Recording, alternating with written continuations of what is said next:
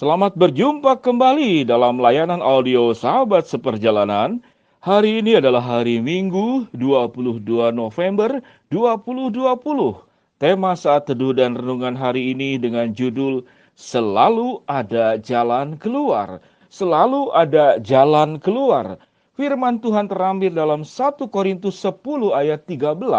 Demikian bunyi kebenaran firman Allah. Pencobaan-pencobaan yang kamu alami ialah pencobaan-pencobaan biasa yang tidak melebihi kekuatan manusia. Sebab Allah setia dan adil, dan karena itu Ia tidak akan membiarkan kamu dicobai melampaui kekuatanmu. Pada waktu kamu dicobai, Ia akan memberikanmu jalan keluar sehingga kamu dapat menanggungnya. Mari kita berdoa. Bapa yang di dalam sorga, sesungguhnya setiap problem dan persoalan di dalam hidup ini adalah sekolah kehidupan, di mana kami akan naik tingkat demi tingkat lagi dan semakin maju di dalam segala aspeknya. Sehingga kesulitan-kesulitan di dalam hidup ini, hambatan-hambatan di dalam hidup ini, pada akhirnya untuk kebaikan kami semua.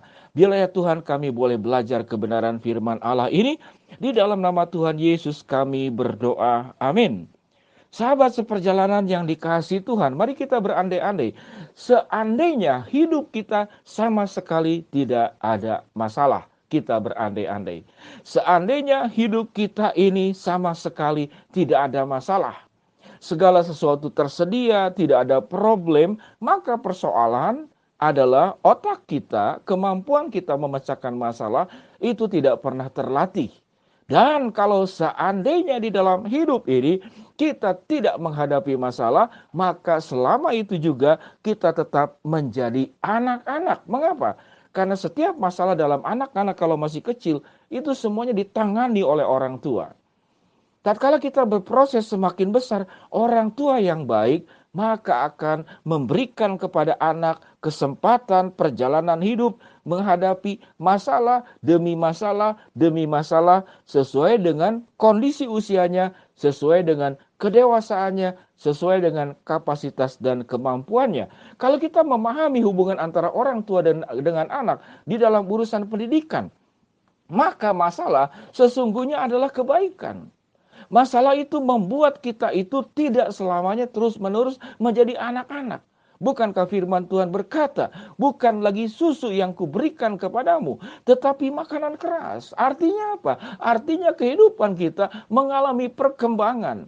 Seseorang yang mengalami persoalan yang semakin berat, kesulitan yang semakin berat, itu tanda kita sedang menuju peningkatan kedewasaan yang semakin tinggi. Tergantung manusia bagaimana melihat sudut pandang masalah itu, bagaimana menyikapinya. Kalau kita anggap sebagai sesuatu yang negatif, ini menyusahkan, mengapa Tuhan, lalu kita berprasangka negatif kepada Tuhan, bahwa ini menyusahkan saya, menghambat saya, membuat masa depan suram, maka masalah itu menjadi persoalan. Sehingga kalau kita boleh katakan masalah itu menjadi persoalan atau bukan persoalan, sangat tergantung cara kita memandang.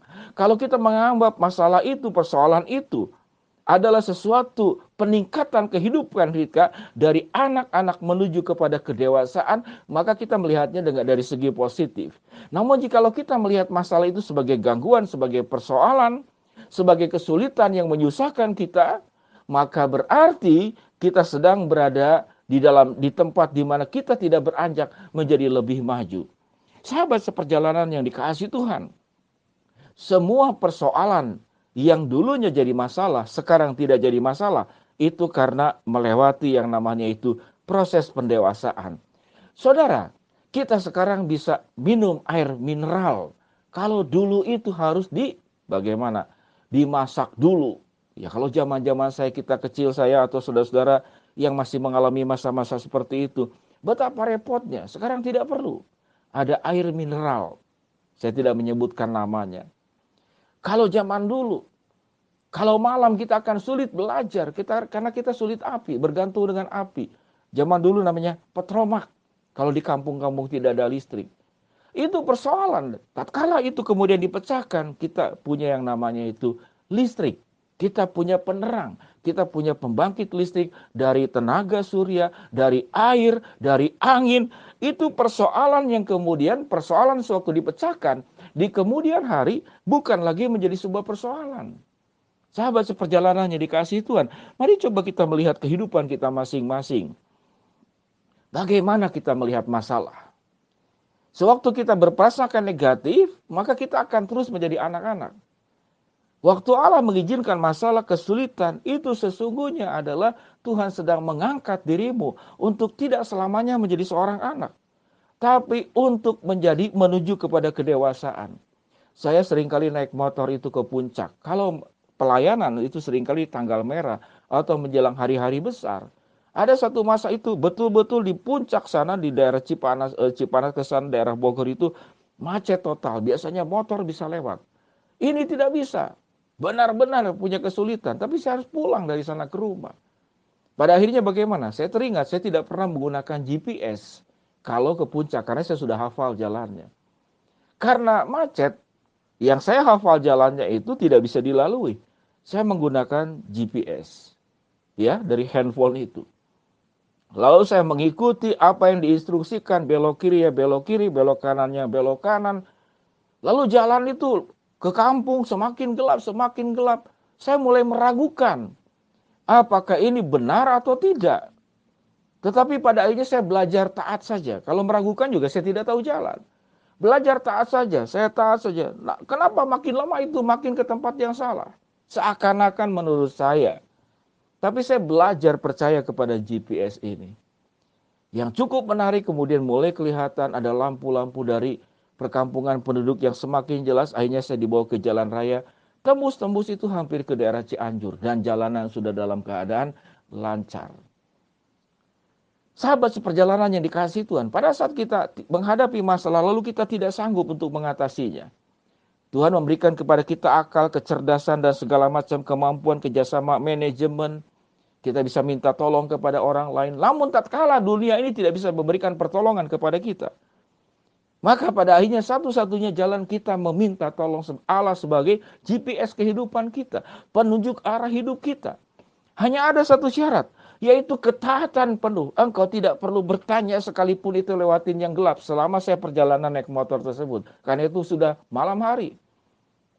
Saya tidak bertanya lagi.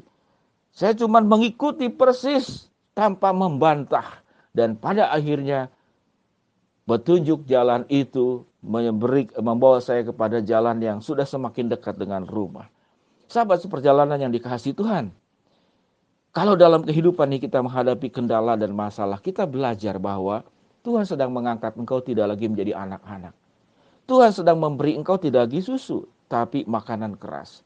Supaya engkau dewasa, supaya engkau matang. Sewaktu engkau melewati pengalaman-pengalaman masalah hidup yang lewat tersebut, engkau menjadi terampil, engkau punya pengalaman hidup. Dan engkau bisa menjadi berkat buat orang lain karena engkau pernah melewati masalah-masalah kehidupan. Sehingga sewaktu engkau berbicara, mengajar orang, menasehati keluarga, menasehati orang yang kurang pengetahuan, mereka percaya kepada kita. Mengapa? Karena kita pernah melewatinya dan kita berhasil. Namun tatkala kita diperhadapkan kepada masalah, siapapun tidak ada yang bisa membantu lagi. Pada akhirnya memang setiap kehidupan kita harus selalu bersandar kepada Allah. Namun pada titik di mana siapapun tidak bisa ada lagi yang membantu kita, maka kita harus meminta kepada Allah petunjuk kehidupan kita. Sahabat seperjalanan yang dikasihi Tuhan. Setiap masalah kehidupan selalu ada jalan keluar. Pencobaan yang kamu alami, pencobaan biasa yang tidak melebihi kekuatanmu. Tatkala engkau dicobai, Allah memberikan jalan keluar. Mari kita berdoa. Bapa yang di dalam surga, hamba-Mu berdoa buat sahabat seperjalanan yang sedang sakit, di rumah maupun di rumah sakit. Tuhan jamah, Tuhan sembuhkan, khususnya berdoa untuk salah seorang sahabat seperjalanan yang ibunya sudah masuk ICU 2 bulan, dibawa pulang ke rumah dan merosot kembali kesehatannya. Engkau jamah, Engkau sembuhkan. Hamba-Mu berdoa untuk sahabat seperjalanan yang sedang menghadapi masalah-masalah kehidupan yang tidak ada jalan keluar. Engkau akan bukakan jalan buat kami semua. Buat sahabat seperjalanan yang sedang berdoa dan mengharapkan sesuatu, ya Tuhan, Engkau akan kabulkan sesuai dengan waktu dan rencana serta kehendak-Mu. Pada akhirnya berkati kami semua sahabat seperjalanan yang akan mengikuti ibadah di hari Minggu ini. Di dalam nama Tuhan Yesus kami berdoa. Amin.